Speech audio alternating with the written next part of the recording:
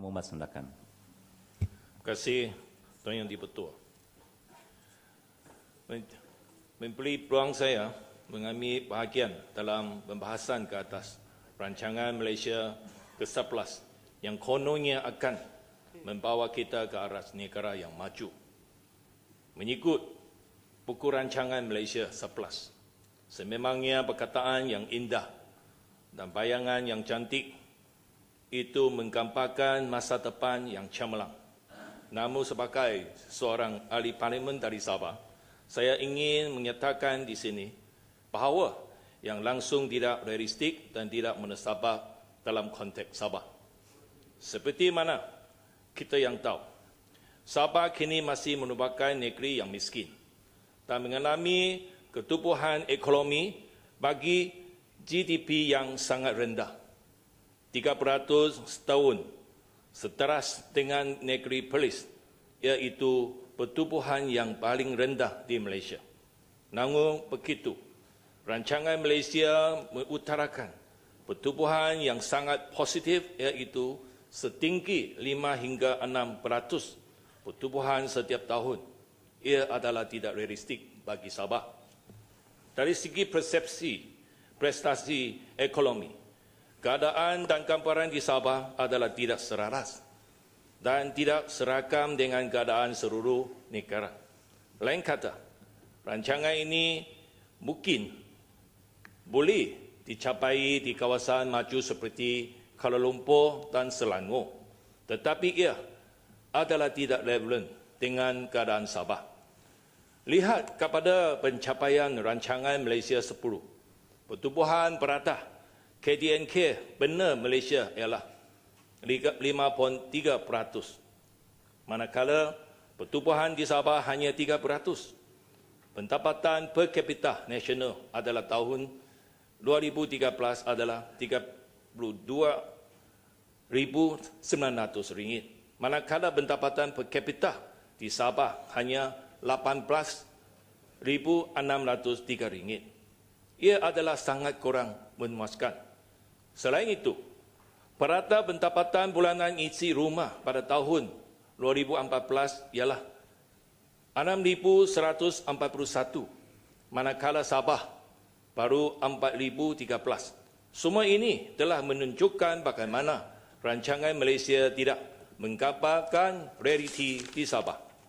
Tuan Yang Di-Pertua, rancangan Malaysia 11 telah menetapkan sasaran bahawa pendapatan bulanan perata isi rumah akan meningkat ke RM10,540 pada tahun 2020. Pada saya, ia adalah tidak realistik kerana ia hampir melompat satu kali ganda. Malahan bagi Sabah pula, ia adalah satu miracle lah kalau kita mahu mencapaikan ini. Kalau kita mengambil serius terhadap statistik tersebut, pendapatan perata di rumah B40 adalah RM2,537 pada tahun 2015. Manakala pendengar pendapatan adalah RM4,585. Artinya, 40% golongan miskin itu hanya mendapat RM2,537. Jauh lebih rendah dari pendengar pendapatan. Ia menunjukkan ketidakseimbangan dan tidak samaratan antara golongan miskin dan kaya adalah serius. Laporan Bank Dunia telah melaporkan bahawa Malaysia adalah negara yang mempunyai masalah ketidakseimbangan pendapatan yang sangat serius dan ketara di Asia. Tuan Yang Di-Pertua, ia adalah lebih dulu dan serius dalam keadaan Sabah. Sesungguh pun perata pendapatan isi rumah ialah RM4,013. Tetapi median ataupun pendengar pendapatan isi rumah di Sabah ialah RM2,860. Ini artinya ada separuh orang Sabah mendapat keuntungan di bawah RM2,860, sedangkan perata setinggi RM4,013 dan sekitar ini bermaksud kita punya pendengar pendapatan RM2,800 yang tidak jauh besar dengan golongan yang miskin. B40 punya itu 2,537. Tuan Yang di-Pertua, ia amat membahaya kerana ketidakseimbangan dan adalah luar biasa. Golongan kaya adalah mempurata pendapatan ini dan menjadi satu bayangan di mana kita anggap pendapatan Sabah adalah 4,013 tinggi. Tetapi realitinya bukan. Sebaik kita tahu pendapatan di kebanyakan pedalaman Sabah adalah lebih rendah dari 1,100 dan yang ada turun lagi, ada rendah lagi. Semua ini menunjukkan keadaan Sabah kini adalah kritikal dan perlulah pembahagian semula yang lebih adil dan seimbang. Tetapi setingginya ia tidak tersebut dan diberi keutamaan untuk menyelesaikan dalam rancangan Malaysia 11 ini. Saya harap kerajaan boleh memandangkan isu ini dengan serius. Keadaan di dalaman, Tuan Yang di-Pertua. Setelah saya menunjuki banyak kawasan di Sabah melalui kita punya projek Impian Sabah, ia selagi memperingatkan kita bahawa statistik kita tidak menunjukkan realiti di Sabah. Negeri Sabah khususnya di pedalaman, kita boleh nampak begitu ramai penduduk bertingkah dalam keadaan yang begitu miskin dan diketepikan oleh kerajaan selama ini. Sebagai contoh, kawasan Pitas dilaporkan ada orang kampung menggunakan kerapau dipasang dengan satu kayu papan troli untuk menampung dan menarik pesakit keluar di Pekang. Oleh kerana kawasan kampung mereka tidak mempunyai akses jalan raya ke Pekang. Ini hanya satu contoh saja. Selain itu, di Matunggung pula baru-baru ini, ada orang kampung oleh kerana miskin dan tidak berupaya membayar kos menyampungkan penggalan air. Mereka dilaporkan menggunakan air kerok dari sungai yang hampir kering. Ini menunjukkan kemiskinan yang tegah berlaku di dalam pendalaman. Begitu juga Tuan Yang di-Pertua, banyak kampung di dalaman kawasan Kota Marutu dan Denham kini masih tidak mempunyai penggalan yang asas seperti penggalan air yang terawat, penggalan elektrik, tak ada jalan raya, tak ada perkhidmatan kesihatan asas dan anak kampung susah naik pergi ke sekolah kerana keadaan jalan yang tidak mengizinkan dan banyak kemudahan di sekolah pedalaman adalah jauh kurang memuaskan. Sudah 50 tahun sejak pertubuhan Malaysia, semua ini telah menunjukkan kekakaran kerajaan kita menjaga kesejahteraan orang Sabah khususnya rakyat di pendalaman. Walaupun kerajaan telah berkali-kali mengutarakan maklumat kerajaan dalam rancangan Malaysia ke-10 untuk membangunkan kawasan luar bandar di Sabah. Tetapi pencapaian itu adalah kurang memuaskan. Tuan Yang di-Pertua, ini menunjukkan ketidakcukupan sumber diberikan kepada Sabah untuk meningkatkan infrastruktur asas kita di Sabah yang kini amat kekurangan. Walaupun Ketua Menteri Sabah menyatakan Sabah mendapat peruntukan sebanyak 24.8 bilion dari 230 bilion keseluruhan dalam rancangan Malaysia 10. Ini hanya lebih kurang 10.7% saja. Ini amat kekurangan untuk mengatasi keadaan kemiskinan yang tegah di Sabah. Saya berpendapat bahawa 11 Malaysia Plan ini ialah harus dinaikkan 30% supaya Sabah diberi keutamaan supaya pembangunan Sabah boleh seralas dengan semenanjung Malaysia. Salah satu contoh membuktikan kekekaran mempercepatkan pembangunan Sabah iaitu berbanding dengan projek MRT tahap 1 dari Sungai Buruk ke Kacang yang menggunakan kos 23 bilion ringgit. Pembinaan Pan Borneo Highway yang dijangka kos 27 bilion adalah lebih kurang sama Tetapi inisiatif, efisiensi dan proses pengamiran masa itu adalah sangat berlainan. Kerana projek MRT hanya dijangka mengambil masa tidak lebih 10 tahun untuk menyelesaikan projek ini. Manakala projek Pan Borneo Highway hendaklah mengambil masa yang sangat panjang baru mula disiapkan. Kalau mengikut perkiraan kita dalam pelancawan yang lalu, kerajaan hanya menyertakan 500 juta untuk projek ini setiap tahun. Ia mengambil masa selama 40 lebih tahun untuk menghabiskan projek ini. Manakala projek ini boleh disiap panel, manakala projek MRT boleh disiap panel dalam jangka masa yang begitu singkat, walaupun anggaran kos yang lebih kurang sama. Tambahan pula, projek Pan Borneo ini adalah catakan sejak berpuluhan tahun yang lalu. Tanya hanya merupakan menap taraf di atas jalan lama. Ini adalah contoh menunjukkan kerajaan tidak mengambil satu urgensi untuk membangun Sabah. Itu yang betul. Untuk mempercepatkan pembangunan Sabah, peranan kerajaan persekutuan adalah penting untuk menampak peruntukan bagi maksud pembangunan kepada Sabah, supaya matlamat negara maju ini boleh neighboring dengan realiti di Sabah. Salah satu perbezaan antara Timur dan Barat Malaysia, khususnya bagi negeri Sabah, ialah harga barangan kita yang lebih tinggi dari semenanjung Malaysia. Itu yang dibetul. Di Sabah, harga barangan adalah lebih tinggi sebanyak 30% dari semenanjung Malaysia. Manakala pendapatan purata kita adalah lebih rendah sebanyak 30% dari semenanjung, dan infrastruktur lagi kita di belakangan 30 tahun. Ia adalah sangat tidak adil apabila pelaksanaan GST akan menyebabkan orang Sabah bayar lebih banyak GST walaupun pendapatan yang rendah. Ia selagi membebangkan rakyat, dan ini betul-betul sudah jatuh di timbang tangga. Sudah miskin lagi lebih miskin.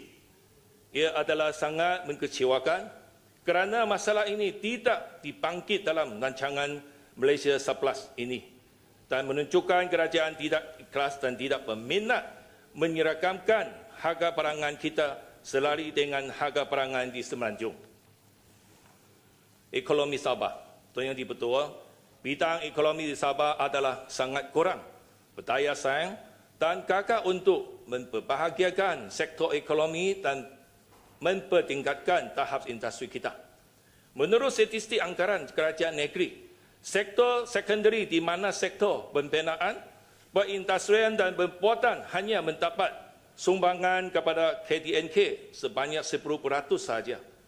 Di mana berbanding Selangor yang sangat berindustri tinggi, ia adalah lebih kurang 50%. Malangnya, malahan negeri jiran kita, Sarawak, pun mempunyai sebanyak 30%. Ini bermaksud kepulihan ekonomi kita berhenti di tahap yang kurang bermaju. Ia tentu tidak akan bantu golongan pekerja dan rakyat Sabah sebagai keseluruhannya menambah pendapatan dan terus membawa pembangunan yang bermutu tinggi di Sabah. Itu yang betul. Di Sabah, walaupun kita mempunyai sumber asli yang kaya, tetapi tanpa berindustri yang berjaya, aktiviti ekonomi hanya bertumpu di golongan yang tertentu seperti sektor oil dan gas, sektor oil palm dan sektor tourism. Tetapi sektor-sektor ini tidak cukup menghasilkan peluang pekerjaan yang bermahir tinggi, justru ia tidak akan membantu anak muda kita mencari pendapatan yang tinggi. Walaupun kerajaan negeri menentukan sasaran perindustrian melalui Pelan Pembangunan Sabah Koridor, tetapi melihat prestasinya adalah amat mengecewakan dan boleh dikatakan amat gagah. Itu yang betul. Polisi Kapotage ini sememangnya merupakan puncak yang utama menyebabkan kemiskinan, kegagalan perindustrian kita dan tidak berdaya saing. Walaupun lokasi negeri Sabah yang lebih statistik berbanding negeri lain, yang lebih dekat dengan negara perdagangan besar seperti China, Korea Selatan, Jepun dan sebagainya. Tetapi polisi kapotes ini, limit kita punya potensi, hakikatnya menjadi prestasi pelabuhan kita adalah amat mengecewakan. Tuan Yang Dipertua, dalam rancangan Malaysia ke-11 ini, kerajaan telah mensasarkan meningkatkan prestasi Port Klang, tetapi masalah yang dihadapi oleh pelabuhan di Sabah masih tidak diberi keutamaan. Dengan hadapi begitu banyak masalah, perdagangan kita, perindustrian kita yang gagal dan juga pelabuhan kita yang tidak berdaya saing. Setelah kerajaan telah menafikan bahawa kapotas polisi ialah faktor yang utama menyebabkan harga barangan Sabah yang lebih tinggi. Dan juga kerajaan telah menerima cadangan untuk menaik taraf pelaburan Sepangga sebagai Far East Hub dan Transshipment Hub. Tetapi di semua ini langsung tidak disebut dan disentuh dalam rancangan Malaysia 11 ini. Adakah ini sekali lagi membuktikan kerajaan menipu rakyat Sabah yang mana wayang kulit yang tidak akan ditunaikan?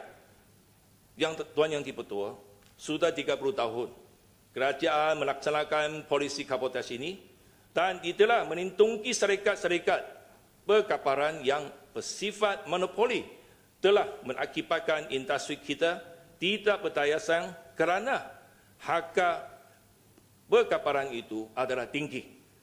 Pada saya maupun kerajaan memansu polisi kapotas ini dan membina full liberalisation pengangkutan laut di Sabah. Atau meningkat cadangan itu menaik taraf pelabuhan Sepangga, kita sebagai transshipment hub yang boleh meningkatkan berdaya saing pelabuhan kita dengan serta-merta. Saya harap cadangan ini boleh dimasukkan dalam rancangan Malaysia ini supaya masalah secara lebih struktur pada Sabah boleh diselesaikan. Isu keselamatan, Tuan Yang Dipertua, kes pencuritan yang berulang-ulang berlaku di pantai timur Sabah seharusnya mengambil langkah dan perancangan untuk mencari penyelesaian. Tetapi saya dengan tugas cita dalam rancangan Malaysia ini, masalah ini begitu penting bagi negara kita pun tidak tersebut. Ini menunjukkan kerajaan tidak serius mengatasi masalah ini. Mungkinlah atas pernyataan dari ini pegawai, pencuritan ini baru berlaku 1 tahun. Tidak ada masalah lah. Saya harap Dewan Yang Mulia ini jangan ada bersikap begitu. Tuan Yang Dipertua, saya ada beberapa cadangan ini tentang pantai timur Sabah khasnya disandarkan tidak berasa selamat. Jadi pertamanya saya bercadang bentubuhan satu jawatan kuasa pilihan Parlimen untuk mengkaji masalah ini secara menyeluruh dan membuat cadangan serta langkah-langkah menampakkan yang sesuai. Kedua, satu analisis menunjukkan kekuatan angkatan tentera dan polis di Semenanjung Malaysia adalah 70%. Manakala 30% di Sabah dan Sarawak. Kalau ini betul, maka ini adalah tidak berkesan dan tidak mencukupi untuk mempertahankan kesempatan kita di Sabah yang panjang. Maka kami mencarakan supaya statistik ini dirompak semula dan disusun semula autogerak polis dan angkatan tentera supaya mencapai sekurang-kurangnya 50% kekuatan di Semenanjung dan 50% di Sabah dan Sarawak. Selain itu, meningkatkan bilangan akses dan peralatan pasukan keselamatan kita seperti helikopter penyerang, automatic identification system, radar dan sebagainya lebih canggih disediakan secepat mungkin. Ketiga, kita cadang kerajaan harus mengatasi isu pentadang asing tanpa izin di Sabah. Kes-kes ini berulang-ulang berlaku. Sudah ada bukti pencenaan ini bukan saja dari ancaman luar, malahnya juga dari dalam tanah negeri kita. Parti yang sudah mendapat IC ini melalui projek IC dan juga mempunyai double nationality, terus pihak penguasa susah nak mensiasat dan mengelakkan penjerayaan itu berlaku oleh kerana dia ada melipat orang dalam dan juga menyepakkan perintah pekulung yang kini berlangsung tidak berkesan dan masih pencerobohan boleh berlaku. Jadi ini problemnya IC holder. Sebagai contoh, penceroboh Solo ini dalam Dahar Datu di pada tahun 2013 sudah membuktikan banyak penceroboh itu mempunyai double nationality. Dia ada Malaysia punya Sabah IC dan juga ada Filipina nationality. Dan juga penceroboh ini, saya pun hairan, telah mencari ahli UMNO. Saya, Tuan Yang Bertuah, saya menyuruh kerajaan harus menyemak semula pemegang-pemegang kad penyeraan melalui projek IC, memantangkan tawaan ramai parti telah memperoleh kad penyeraan sebagai wakil negara yang tidak mempunyai taat sedia kepada negara kita. Kerajaan Malaysia harus mengeluarkan IC semula kepada semua sabahan yang touring, menarik balik semua IC yang diperoleh secara haram oleh parti. Bagi pekerja asing yang sah, kita berilah permit gereja. Cadangan keempat, dengan mengambil kira faktor ekonomi dan keselamatan serantau, kami bercadang satu jawatankuasa tinggi antara Malaysia, Filipina dan Indonesia ditubuhkan demi meneliti masalah tersebut dan merumuskan cara penyelesaian yang melibatkan kerjasama serantau. Selain itu, kita juga mencadangkan bahawa Malaysia selaku negara berinklusi ASEAN harus membimbingkan pertubuhan satu pasukan beramalan serantau ditujukan menjaga keselamatan terutamanya lautan kita di kawasan negara ASEAN dan membantu menyelesaikan masalah keselamatan Pantai Timur Sabah. Akhirnya memang kelima, menyelesaikan isu yang penting ini kedaulatan Sabah dengan pihak Filipina supaya sesetengah pihak dari negara jiran kita tidak lagi menganggap Sabah sebagai negara mereka. Baru-baru ini Presiden Filipina masih menegaskan pihak Filipina tidak akan putus asas menuntut Sabah. Saya rasa masalah akar ini perlu ditangani sebagai langkah yang lebih holistik. Adakah penting untuk menyelesaikan masalah ini kerana orang Sulu masih memegang persepsi bahawa Sabah adalah tanah wilayah mereka dan ia haruslah dipertebutkan. Ada contoh ini seperti ada seorang beberapa tahun yang lalu bernama Muhammad Ajam bin Taduk Ali Muhammad yang mengisytiharkan sendiri mau menjadi Sultan Suluk dan mengingin mentubuhkan Kesultanan Suluk. Mengikut katanya pada masa itu adalah 500,000 orang Suluk sudah ada di Sabah. Kini mungkin lebih ramai lagi sekarang yang kebetulannya dia juga seorang ahli UMNO. Saya pada masa itu dan diri gambaran Datuk. Mengapa semua ini boleh berlaku? Seseorang yang ingin menuntut tanah kita adalah jenayah yang berat dan mencapai kedaulatan negara kita. Tetapi sampai sekarang kita tidak tahu bagaimana ini Datuk keadaannya. Dia sudah diwang balik di Filipina kah, atau diwang citizenship kah, atau dihukum di penjara kah? Kita tidak ada maklum. Kita harap ini Menteri boleh memberi penjelasan dan jawapan. Saya harap kerajaan mengambil tindakan dengan segera untuk mempertahankan kedaulatan kita dan menyelesaikan masalah ini secara menyeluruh. Memandangkan masalah ini telah mentera kita selama 50 tahun. Tuan Yang Di-Pertua, pembangunan Sandakan. Saya juga ingin menangkamkan perasaan kecewa saya kerana kawasan saya Sandakan langsung tidak disebut dalam ini rancangan 11. Saya berasa sukacita apabila mendengar Kota Kinabalu telah diisytihar sebagai Growth Catalyst City. Tetapi bagi Sandakan sebagai bandar utama kedua di Sabah, mestilah pun bercakap. Tuan Yang di-Pertua, saya ingin dapat tahu apakah status beberapa projek yang sudah diisytiharkan dalam rancangan Malaysia yang lalu. Seperti rancangan Malaysia ke-9 sudah telah mengumumkan pembinaan jalan raya Riparan Bypass yang sepanjangnya 13.5 km. Walaupun Menteri pada April tahun yang lalu telah berumum bahawa projek ini akan bermula, tetapi selepas 14 bulan ini masih saya tidak nampak apa-apa progres yang positif. Harapkanlah rancangan Malaysia ke-11 ini boleh menyiapkan projek ini yang hanya sepanjang 13.5 saja.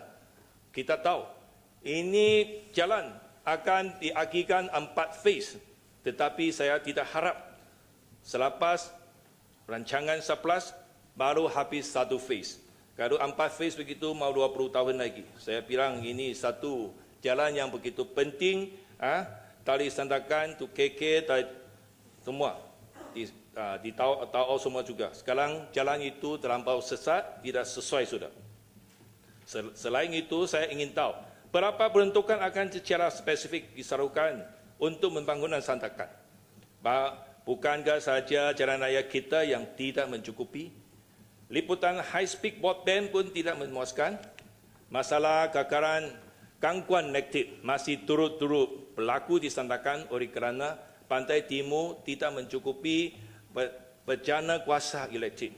Oleh itu, apakah status pembinaan bencana kuasa gas yang dicadangkan di panel di Datuk seperti dicadangkan dalam rancangan Malaysia ke-9? Saya harap ia tidak menduta lagi membantangkan keperluan elektrik kita semakin meningkat dan katanya kerajaan menentu sasaran yang tinggi supaya subsidi Sabah boleh diturunkan ke 10 minit setiap pengguna setiap tahun. Ya, saya harap, ya, Muhammad. Saya harap bukan janji kosong ini tetapi betul-betul boleh ditunaikan. Tuan Yang di-Pertua, akhir sekali saya mengimpas kembali apa yang telah dijanji dalam Perjanjian Malaysia tahun 20 perkara ketika pertubuhan Malaysia, di mana otonomi Sabah dijamin dan diberi kuasa untuk mentadbir negeri yang dengan kepimpinan kerajaan negeri. Untuk menyelesaikan begitu banyak masalah yang disebutkan tadi, pada pendapat saya, kesemua masalah ini adalah kerana kita tidak mempunyai satu sistem yang baik untuk membahagikan sumber kita. Oleh itu, berbahagian kuasa dan sumber atau kawangan modal adalah penting untuk menyelesaikan masalah tersebut. Meskipun kita Sabah telah menyumbang begitu banyak sumber asli dan cukai kita kepada kerajaan persekutuan selama ini, tetapi lihatnya dia tidak kembali dengan adil dan semata. Ia telah mengakibat negeri kita berada dalam kemiskinan dan kebelakangan. Mengikut perjanjian di Malaysia, ada sekolah yang menyatakan bahawa Sabah adalah berhak menuntut 40% perkongsian cukai pendapatan kembali ke tangan kerajaan negeri, supaya pembahagian sumber ini diagi dengan lebih adil dan seimbang. Saya ingin tahu apakah Kementerian Kerajaan dan saya harap ini boleh ditunai jika sememangnya tertakluk dalam Perjanjian Malaysia. Tuan Yang di-Pertua, di samping itu dalam semua 154 jawatan ketua jambatan kerajaan persekutuan di Sabah, saya didapat tahu hanya ada 20% ketua. Ini berasal orang Sabah. Saya mengutuk keras-keras ini. Merupakan satu bukti yang menunjukkan kerajaan persekutuan tidak menghormati semangat kolonialisasi dan mengetapkan orang Sabah. Selain itu, kebanyakan projek pembinaan di Sabah juga harus dibeli kepada orang Sabah maupun projek dari persekutuan atau negeri. Prinsip kolonialisasi ini harus dipegang supaya peluang ekonomi harus diberi terutama kepada Sabah. Itu yang betul. Saya harap rancangan Malaysia 11 itu boleh menyertakan peratusan ini sehingga 50%, di mana Ketua Jabatan Kerajaan Persekutuan boleh diberi keutamaan kepada orang Sabah. Sebelum saya akhiri, dalam 5 tahun yang akan datang, kita harap Sabah akan mengalami perhatian change ataupun perubahan yang diinginkan oleh setiap rakyat Sabah. Ia boleh dicapai dengan reformasi sistem kita dan institusi kita. Saya ingin mengingatkan Dewan Yang Mulia ini bahawa jika Sabah masih miskin, tidak ada makna Malaysia menjadi negara maju kerana hanya menunjukkan betapa gagah kerajaan kita. Sabah fail, Malaysia fail. Saya harap kerajaan memberi keutamaan kepada Sabah supaya pembangunan Sabah boleh dipercepatkan dalam 5 tahun yang akan datang. Dan Sabah dijamin berbahagian sumber yang lebih adil dan seimbang. Semua rakyat Sabah boleh dijamin kesejahteraan dan kebahagiaan. Sekian, terima kasih.